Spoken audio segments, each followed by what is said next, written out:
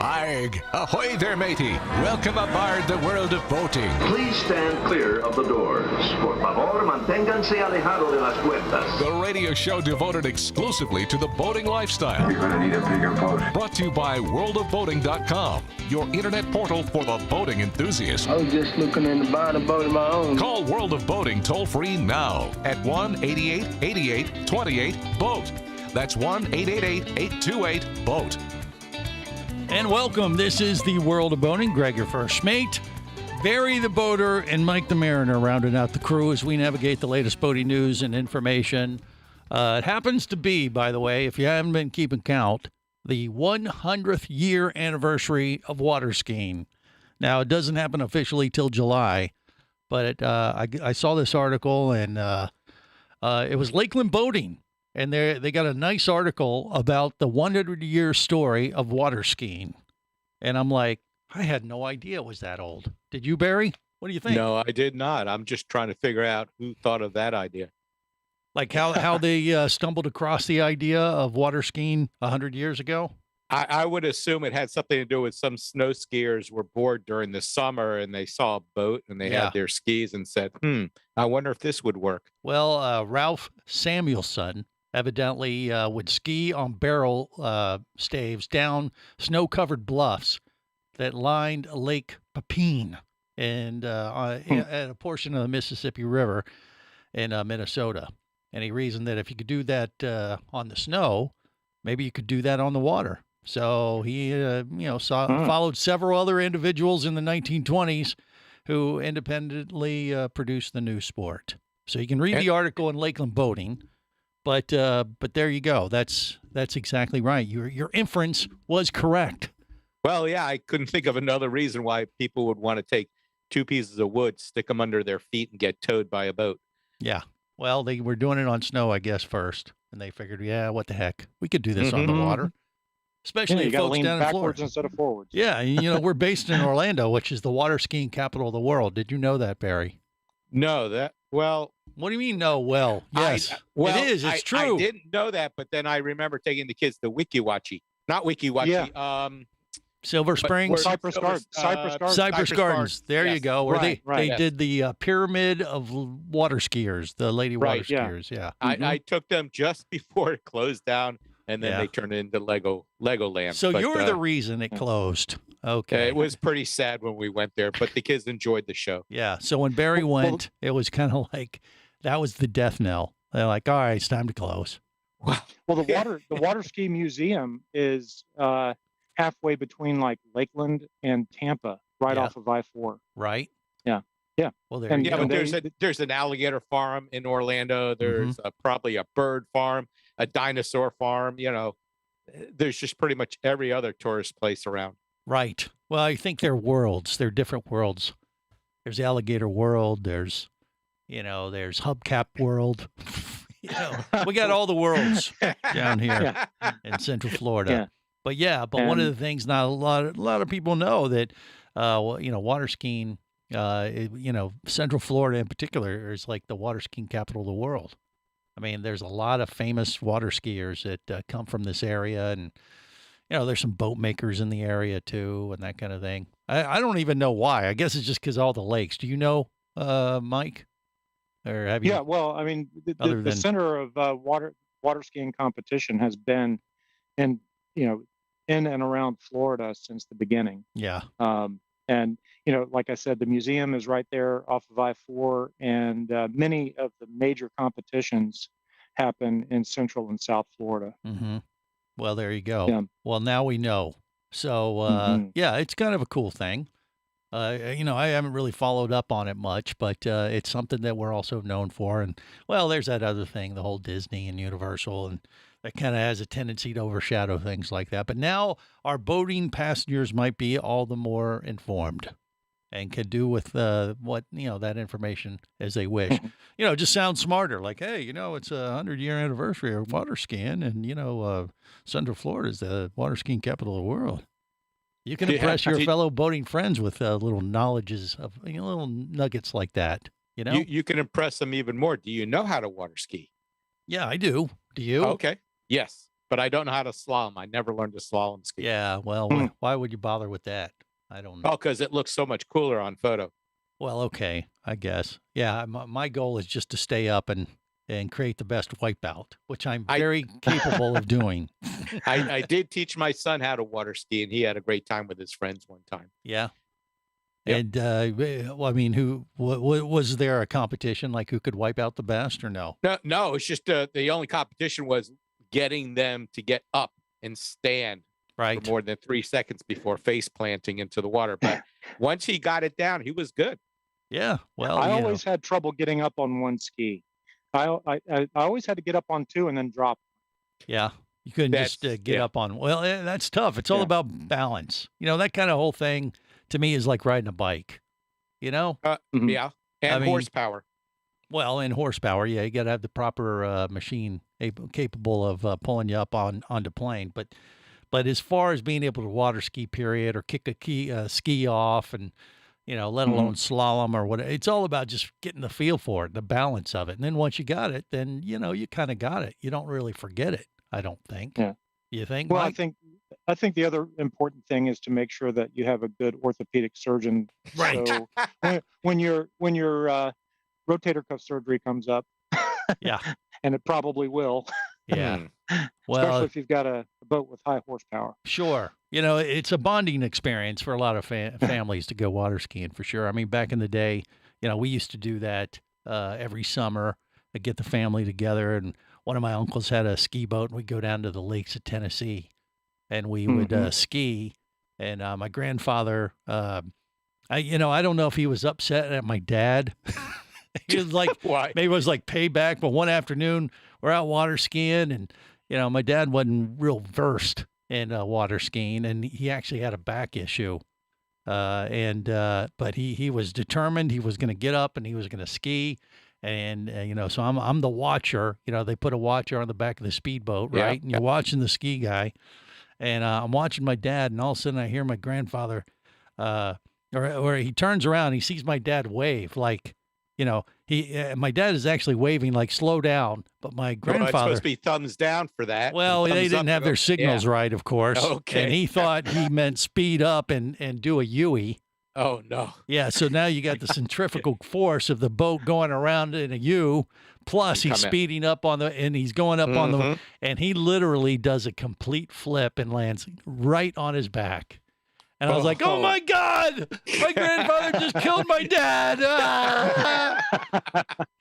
It was skipping like a flat rock, right? Yeah. Oh, and he was down. I thought I did. I was freaking out.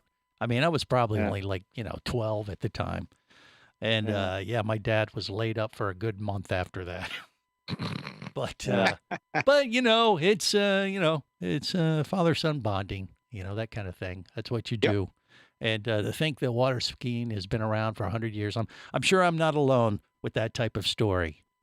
I've bonded water skiing over, wipeouts. I'm just interested to find out what boat they skied behind in the 20s.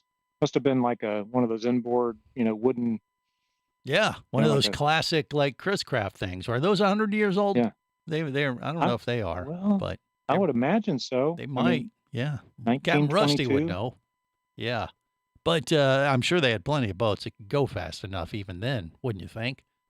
I would think. So. I don't know. 1920. Yeah, steam engine boat. But you can't water ski off your vessel. You can get up 10 knots maybe if you're, if the wind's catching you on your vessel there, Mike, or no? I could probably pull a skier. I can do 23 or 4 wide open. I cruise at about 15. Yeah, and but if someone crossed my wake, they'd end up in the trees, right, somewhere. Well, it would be what we call in the water ski biz a ramp, and a wipeout ramp. 30 seconds to get up on plane. Their arms would be killing them. They're all crunched up. Yeah, well, they would there's be that. diving underneath the water. Well, you'd have to be one of those trick Yeah. skiers where once it's up on plane and it's cruising at 20 plus. Then you just jump out and just go at it. You wouldn't be able to be pulled up with something like that. It'd take too long. Yeah, probably. Yeah. But you could put a surfboard behind this boat and probably not even have to hold a line. You could probably keep up just on the surfboard. wake. Yeah. Right. Well, maybe you could do that. Well, now you have your mission. Should you choose to accept it, take Barry on the back of your cruiser. Thank you. I still have my skis. Yeah. And let's see if we can do this. Let him work it out and just film the whole thing. Right. It'd go as viral as all those, fights at the boat docks. Barry's that'll be the first Wipeouts. time a Silverton 39's ever had a skier behind it. Yeah, Right. I'm sure there's a few of those videos already out there, but that sounds like something we could produce here at the World of Boating. Sure, let's All do right. it. Barry, your game, right? Oh, yeah, sure. You're we can sacrifice Barry. So there we go. All right, we're just getting started here on the World of Boating. Stay close. More coming up.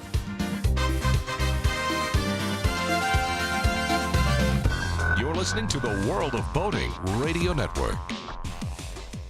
Hosting a radio show about scuba diving and boating is one of the best gigs on the planet. It's actually part of my job to check out and report on cool new products I personally use to enhance my diving and boating adventures. However, I do believe in sharing the joy, and this is why we've added Nanook protective hard cases to our list of products you can now purchase on the merchandise page at scubaradio.com.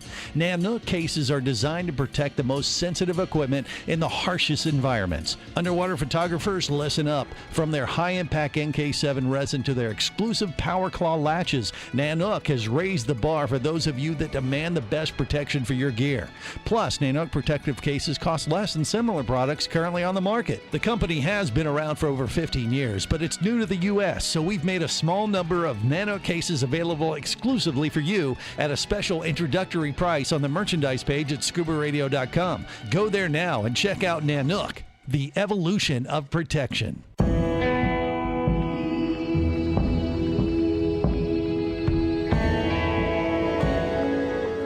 Be an explorer in the other 2/3 of your world.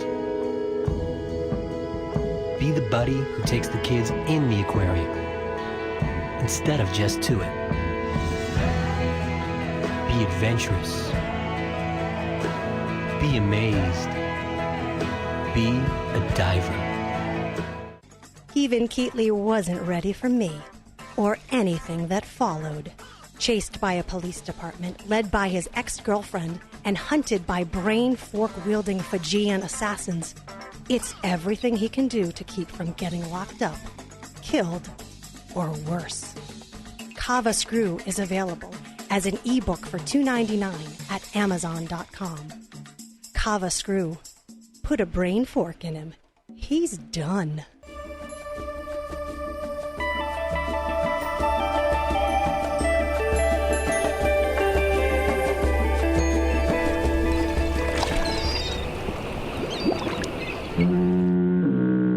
You have successfully navigated the Sea of Commerce and now are clear to cruise with the World of Boating. I do like the water. The radio show devoted exclusively to the boating lifestyle. The sun, the sea air, good friends. Brought to you by worldofboating.com, your internet portal for the boating enthusiast. Captain Sparrow, Come to join me, crew, lad. Welcome aboard. I'm here to find the man I love. I'm deeply flattered, son, but my first and only love is the sea. I'm the captain of the boat, and I really like to float on the water. This is the World of Boating. Greg, your first mate, that is me, along with Barry the Boater and Mike the Mariner, rounding out the crew today. Today is also not only the 100-year anniversary of WaterScan. Actually, officially, that'll be July, but we're a little on it. A little early, but it's the kickoff of National Safe Boating Week today. Also, there's more. Captain Patrick's new play was debuted, I think, this coming weekend. Yeah. Wait, That's what? right. What do you, today it kicks off or next weekend? I think it was this weekend, or is it next weekend? I don't know. All I know is that I know a TARDIS is involved in time travel. A tortoise. TARDIS. A tortoise. What's a TARDIS? Don't worry, TARDIS. That is TARDIS. a time machine. From From what? Doctor Is that Who. a brand name? Is that a brand name? I don't know. I heard tortoise. Forget it. TARDIS. That's what the scarf is for and the hat. Okay. Oh, that's It's what an he's homage- doing on Facebook it's an Live. homage I thought to, you were just Patrick. cold. No, not that cold. Okay. Well, now we know. Yeah, it's an homage to Captain Homage. Patrick's New playwright play. stuff that he's doing this week, and he's been busy doing And non-boating Mr. things. Bill is the lead actor. Yeah, that's right. Bill the engineer and Patrick have teamed up for some kind of acting thing. We'll hear all about it next week or the week after when he gets back. Yep. But yeah, National Safe Boating Week kicks off today and goes through the end of the month, which, obviously next weekend, Memorial Day weekend, right? So it's going to be crazy. The biggest boating week of the year, pretty much. Scary. And they do this obviously on purpose to kind of remind boaters to be vigilant, before you head out on the water, especially if it's been an extended time out of the water, and you're getting back in. It's time to check those PFDs. Do a checklist of all the stuff. You can get a lot of stuff with which organizations would you recommend, Barry? You talk about the Coast Guard Auxiliary or the United States Power Squadron. Yes. They will probably be out all this week at the ramps doing boater safety checks. Right. Those are things that we talked about last week where they inspect your boat. They don't punish you. They don't beat you up. They tell you, hey, you got everything squared away, or this is what you should change or add to your boat. Yep. And if you pass, you get a sticker you stick on your windshield. And then when you go by FWC or the Coast Guard, they just kind of wave at you. And if you have your your life preserver on, they just wave back and you keep going. Yeah. They leave you alone. Yeah. It's just good a good time of year to take stock of everything you have on your vessel, whether you do one of those official things with one of those safety organizations or just do it yourself. I mean, do you do that this year, or you're pretty much boating year round though, Mike, right? Yeah, I do, but I also do take stock. There are things that expire, fire extinguishers, right? Flares, all sorts of things that you just need to make sure that you have and that they are current. And another important thing is the first aid kits and things like that, auxiliary radios, handheld radios. You open up that first aid kit, and if you see something dated from 2020 or 2018 or 2016, it may be time to change some of those parts out. Yes. Yeah. Yeah. Don't wait for them to turn brown. Yeah, you don't want your Neosporin to have grown its own little feet and walked away. Yeah, exactly. Yeah, I was just going to say, I used to wait till the bandages started to yellow. That was a sign. Yep, time for a change. Time for an upgrade. They don't stick anymore. Right. But you were saying, Mike, go ahead. Oh, I was saying that we're kind of doing that this weekend. We're cleaning the boat and checking things out because we are going to be participating in that massive flotilla called Memorial Day weekend. So we're going to be taking a trip. Yeah, where? Where are you going to go? We are going to a place called Palatka, Florida, and going to the Blue Crab Festival. Okay, the party capital of the world, Palatka. Yeah. So they have a Blue Crab Festival on Memorial Day weekend. Yes, they do, and the music is fantastic. And you walk around town. There's an art fair and music, rock and roll, country music, and then of course the food is fantastic. Yeah, what's the waterways around there? I'm not familiar with that. St. John's River. Oh, okay. St. John's River. So they just have it's like a big river raft up in Palatka, Florida. Well, there's a marina there that we'll go to called the Boathouse, and we'll stay there for a couple of days, and then we're going to go to a place called Renegades and stay for a couple of days. Nice. Do you usually see a lot of Marine Patrol out though on Memorial Day weekend? I'm absolutely. Oh yeah. Mm-hmm. Oh yeah. They're going to be out in force. Yeah, we did this run last year, almost to Palatka. We went to Renegades on Memorial Weekend, and oh gosh, we probably saw 10 or 15 either sheriff's boats or FWC boats. Yeah. How crazy is it in Palatka? I mean, Palatka is not exactly, as mainstream, Florida City is many. It's kind of, it's like Florida redneck area, isn't it? Is that a fair description? Yeah, it's kind of a rural area. Yeah. Do they get a little crazier town. though in other areas? I mean, compared to other places, you think, or not so much? I think that probably the craziest spot on the St. Johns River is Silver Glen. Mike, he's trying to find out what areas they go toplessing. Probably Silver Glen. Well, exactly. That was code. That's what he was looking for. Right. So Silver Glen's the place you want to go if you want to see the Girls Gone Wild Memorial Day weekend boating adventures. Yeah, probably. Yeah. I haven't been there in years, but that's what I hear. So Palaca's a little more conservative in that sense, but it's still pretty wild, isn't it? Or is not, maybe not wild's the right word. Just a lot of families, a lot of people out there getting crazy. Right. And you got to be on the lookout. Yeah, a lot of families. It's a family event. Yeah. And, the music is, like I said, fantastic. And it's just a neat little town. Like who's playing? Are we talking like some big headliners type of event or it's not like that, is it? There are some recording artists. I wouldn't call them top line. Yeah. Acts, but just really good bands. Okay. From around the Southeast. Are you familiar with that, Barry? Being you're in South Florida, in a more metropolitan type of area of Florida. No, what I would look for is people hanging out at the Hollover Sandbar if they haven't started dredging it yet. Yeah. In those sandbar areas. Well, and then just going in and out of the inlet and watching all the boat fluff bounce out of their boats if the waves are good. That's a totally different thing. But if you don't have a boat, but you want to still enjoy the sights, you should plan on going to a boat ramp next weekend. Bring a picnic basket with you and an umbrella and a video Sit camera. back a video camera and just sit back and enjoy the fun because it will be fun next weekend. Yes, there'll be tons of viral videos of there will. All over inlet there for sure on Mm-hmm. Memorial Day weekend. All right, more coming up on the World of Boating. Stay close.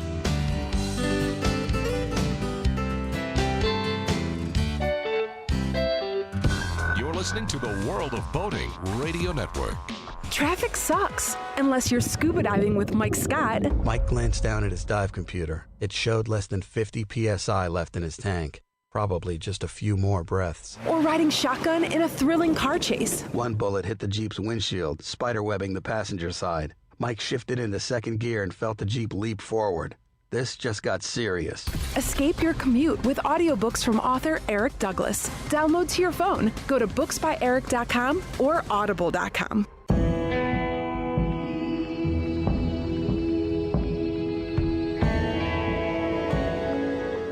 Be an explorer in the other 2/3 of your world. Be the buddy who takes the kids in the aquarium instead of just to it. Be adventurous. Be amazed. Be a diver. Imagine traveling twice as fast as you can drive. Imagine taking friends and family snorkeling, surfing, skiing, shopping, and more to exotic destinations. Imagine attending business meetings in cities far away and still making it home at night. Or just imagine exploring the wild blue yonder. Quit dreaming about it and get to it. There has never been a better time to become a private pilot, and Flight Training Professionals in Orlando will show you how. Flight Training Professionals in Orlando is your full-service flight school. A state-of-the-art flight simulator, a fleet of the latest Cessna aircraft, and a staff of full-time seasoned flight instructors are just a few of the many reasons Flight Training Professionals in Orlando is the place to start your aviation adventure. Call 407-896-0077. That's 407-896-0077. Or go to ftpros.com. That's ftpros.com.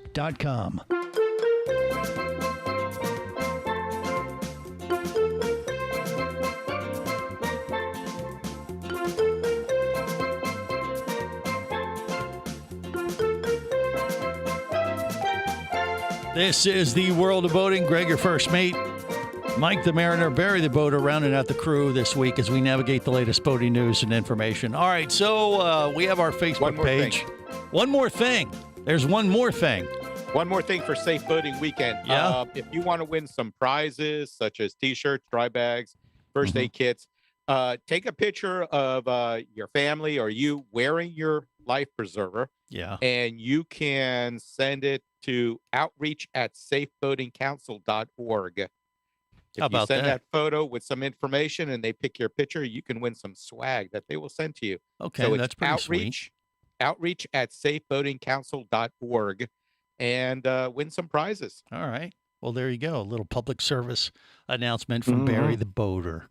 Yep. Also, Barry brought me this story. I don't know if it's on our World of Boating Facebook page, but it might be as well.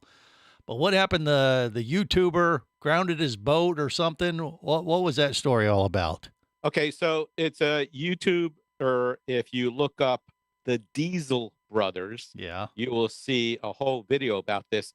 One of the YouTubers, one of the Diesel Brothers, took out his brand new Pavati wake boat. Now, guess how much this wake boat cost?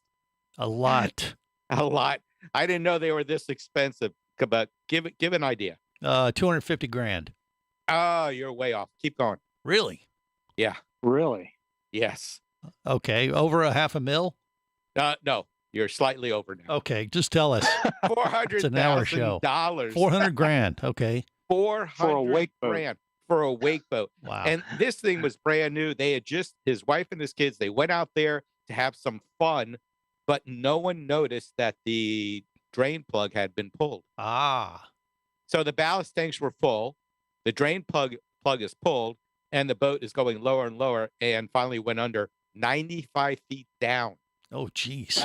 They weren't on the boat when this happened? They were on the boat, but obviously they had their safety gear on and they were okay. The question is, how do you get the boat? And that's where the story comes in, is that there is another YouTuber called Adventures with Purpose. And I'll tell you the rest after that. Okay, that sounds good. That's coming up next on the World of Boating. Stay close.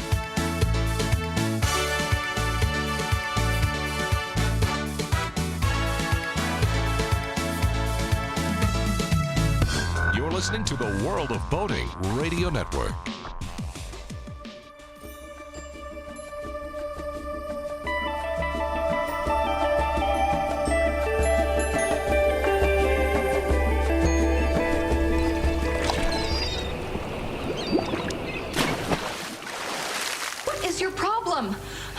Something. I felt it. I felt it on the bow. I felt it on the stern. Then a few more times on the bow. Then the stern again. Then you flipped me over onto my starboard side. I even tried aft for the first time. This is the World of Boating. Greg, your first mate. Barry the Boater. Mike the Mariner rounded out the crew.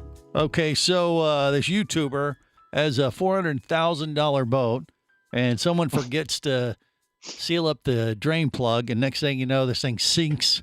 Daddy, 85 feet under the water. Plug for? Yeah. Yeah. I mean, no. It's like, hey, who left this out? So this YouTuber happens to know other YouTubers. One's called Adventures with Purpose. Yeah. They're an underwater recovery rescue group. Yeah. And they you'll have to go watch the video, but they use a U.S. Navy type 39-foot twin diesel jet boat. That is something that the SEALs use, and they were able to raise this boat. So if you go to their YouTube channel and watch that video, it is amazing. Yeah. Now, is this totally legit, or do you think they staged it to get? I would not stage a $400,000 boat. Let's go sink it with my family aboard. Well, I'll tell you what. We just had that pilot that crashed his plane just for a YouTube video, and he got hammered because it was exposed. It was a stunt. Now, as a matter of fact, I should watch your other show or listen to your other show. Which one? Just Plain Radio? Yeah. Yeah, right. To find out more about that, because from what I understand, the FAA was going to get down on him about that. They did. They got him. They took his ticket. Took his license away. Yeah. And they should have. Yeah. I mean, that's. But I mean, crazy. but this one, from what you saw, looks legitimate. They just happened to cover the whole thing, and it was a bunch of YouTube guys that kind of helped each other. Yeah. But the biggest thing is, again, if you're new to boating, you need to learn about how your boat works, and to pull the drain plug and not notice that on a wake boat, which already has a lot of water in it, in those ballast tanks, right? Because it's designed to make deep wakes. Mm-hmm. You would think there would be a YouTube video on what not to do on a boat. Yeah. Like, hey, don't forget the drain plug. Then that should be like first on your checklist, shouldn't it, Mike? Well, what happened to the bilge pump? Bilge pump's not going to keep up with that. Well, you would notice the bilge pump on, though. Maybe that would have gotten his attention. The light comes on, right? And water's flowing out of the side of the boat. I don't know. What I do know is that on aircraft they have these big red things like this here. It says remove before flying. Yeah. Should have that they on could put that drain on plug. the drain plug. Remove before boating. I mean, put back in before boating. Plug before boating. Plug before boating. Plug hole before boating. Actually, that's a great idea. You ought to have those made up for World of Boating. Yeah. Yeah. Okay. Although I will tell you, it is not uncommon for people to forget to put the drain plugs in. It's happened to people I know. When I was a teenager, one of my dad's friends, we all went up the St. Johns River this one weekend, and when he put his boat in the water, my dad's friend, we were standing around waiting for others to get their boats in the water, and we looked back, and his boat had water inside the, like, inside hey, the it's cabin. not supposed to be inside the boat. What the hell? Right, and it was low, very low in the water. So and what happened with that? What happened to that bilge pump? Well, it wasn't on, and my dad jumped in the water and stuck his finger in the hole. Oh, he did a whole like Popeye kind of thing, huh? Yeah, waited for our friend to bring his drain plug over, and then he stuck it in, and I guess he manually turned on the bilge pump. Wow. But, amazing. Well, the number one place for sinkings is at the dock for that very reason. Did you guys know that? That was a stat. No, I did not know that. That's the number one reason, but I have seen videos of boats with their trailer, with the truck sliding into the water. There's a couple of those out there. The cabin or whatever, maybe. Well, you've seen. There's one with someone driving the boat and the trailer still attached to the boat. Yeah. And I don't think the person realized it. Yeah. But a lot of things, it happens at the dock. We've covered this on the World of Boating before. Oh yeah. Because what happens is you have it in the water, and either the drain plug wasn't put in properly or is not in, or the bilge pumps quit working. And, you spend a few days out away from your vessel, and then all of a sudden, hey, you get a call from the dock master. Hey, Joe, your boat is on the bottom of the ocean right now. There at the dock. It's still in the dock.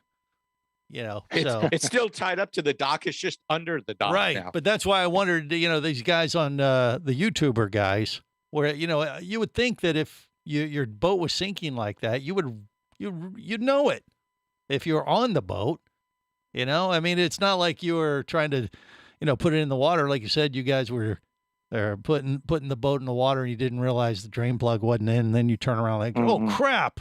If you're on the boat, you're going to feel it sinking, aren't you, Mike? Yeah. Wouldn't you think? Well, yeah, but you might not notice it right away on a wake boat that has ballast tanks that are full, because it already feels heavy. Well, okay, maybe, yeah.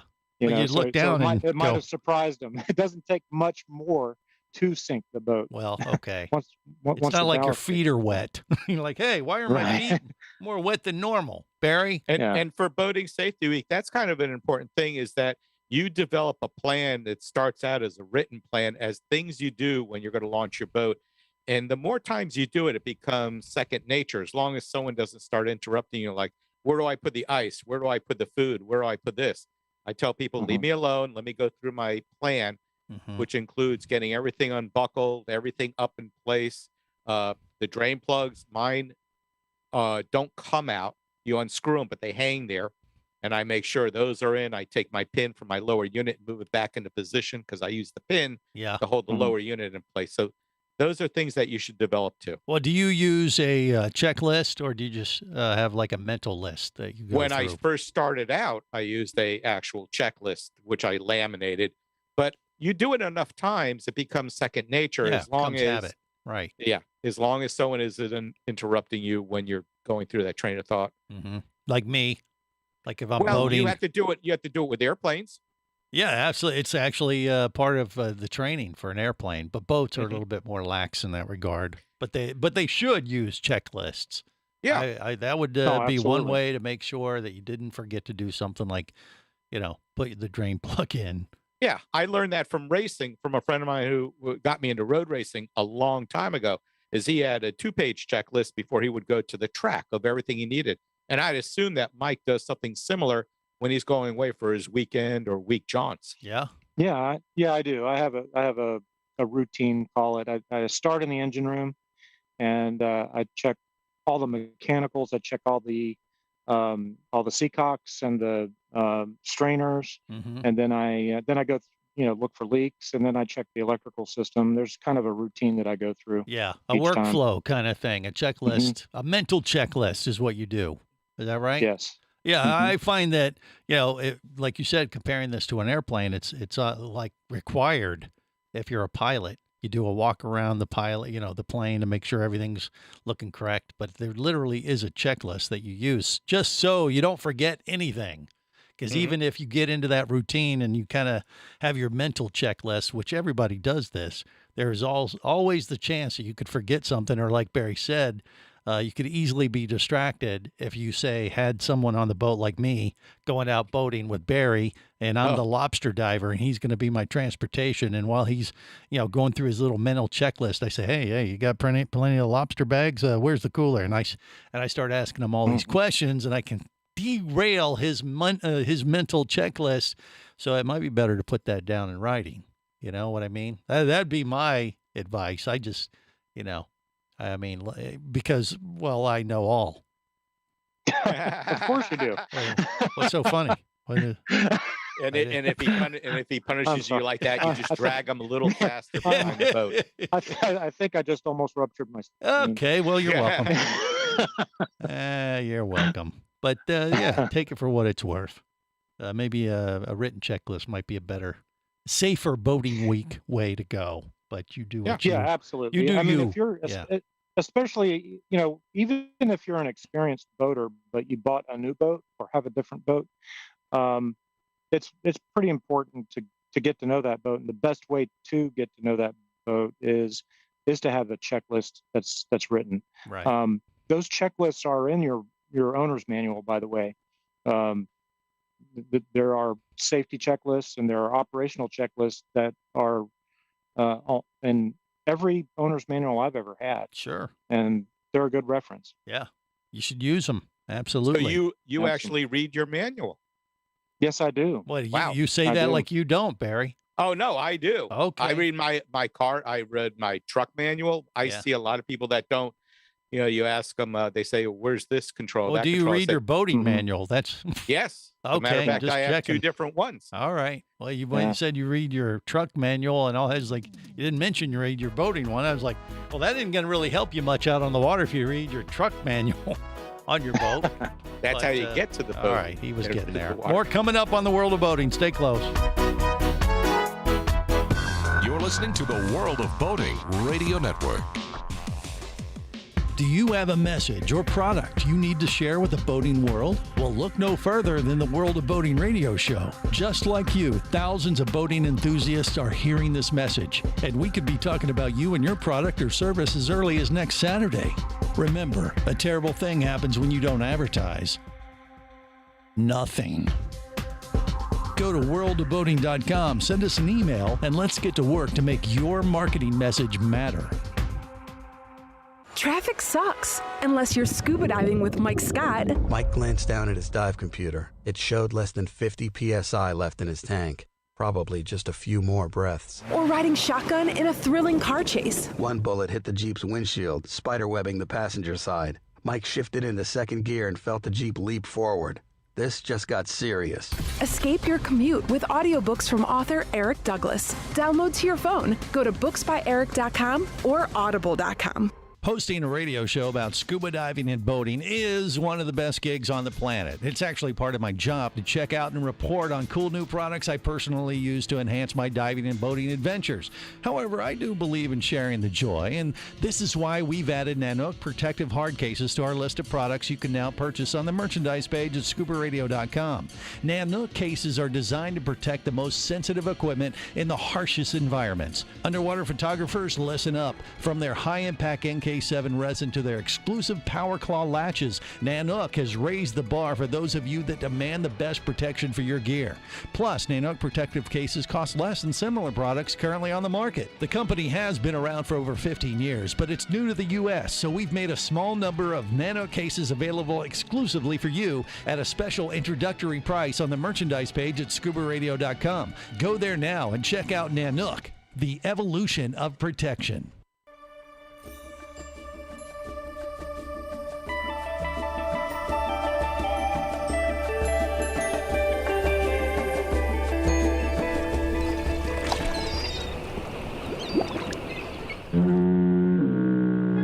have successfully navigated the Sea of Commerce and now are clear to cruise with the world of boating. I do like the water. The radio show devoted exclusively to the boating lifestyle. The sun, the sea air, good friends. Brought to you by worldofboating.com, your internet portal for the boating enthusiast.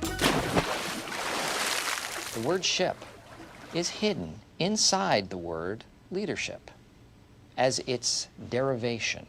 So, if this office is in fact a ship, as its leader, I am the captain. But we're all in the same boat. Aye, aye, Captain. Captain, please, can you see my fire? Message in a bottle, starboard side. This is the World of Boating. Greg, your first mate. Barry the boater, Mike the mariner, rounding out the crew. All right, so if you follow us on Facebook here at the World of Boating, you may have caught the post from yesterday that brings up me saying that I will know about this story of the new Love Boat coming to CBS as part of their fall schedule. Really? And the truth is, yes, I do know about this. It's underway, and it's not the only one, though. That's I think Captain Patrick and 1 and 2, our social media team, posted this article about CBS launching the new Love Boat on Princess Cruises, and they're going to start filming. Maybe they're already filming. I don't know, but it's supposed to become on, show up on TV in the fall schedule. But Is there's this a another reality show? Yeah, it's it's going to be like a new Love Boat kind of thing. Yeah, reality type deal. But they, the thing is, they've already did this supposedly on the Virgin Voyage cruise ship that I went on about a month ago, or a little longer than that, actually, a few months ago. And they blocked out 3 weeks on the Scarlet Lady Virgin Voyage cruise ship down in South Florida to shoot a reality TV show. And then all of a sudden, this new article comes out that CBS is doing one on Princess Cruises. So I do wonder what's going on here. Like, we're going to have some competitive cruising, dating reality shows. Well, coming out here pretty soon. Is the CBS one going to be a reality show, or is it going to be a reboot of the original show Love Boat? I think it's supposed to be. I believe it's supposed to be a reality show, because it's going to be like a dating show on a cruise ship. That's what this latest article talks about or refers to. Okay. So they're going to, like everything, they all jump on board. Hey, let's do a dating show on a cruise ship. Of course. And then the next thing you know, they got competing ones, So maybe Fox is going to do one, CBS is going to do one. It's like American Idol and The Voice or whatever. I don't know, but it's going to probably pop up on the fall schedule. I think we're going to have more than one. And my guess is the Princess Cruise one is going to be pretty boring. Why is that? They cater to a more mature crowd than say Virgin Voyage. Virgin Voyage is definitely caters to a much more, I don't know, crazier crowd, younger crowd. They're trying to appeal to the kids a little bit more, the younger demographics, where Princess kind of appeals a little bit to an older crowd.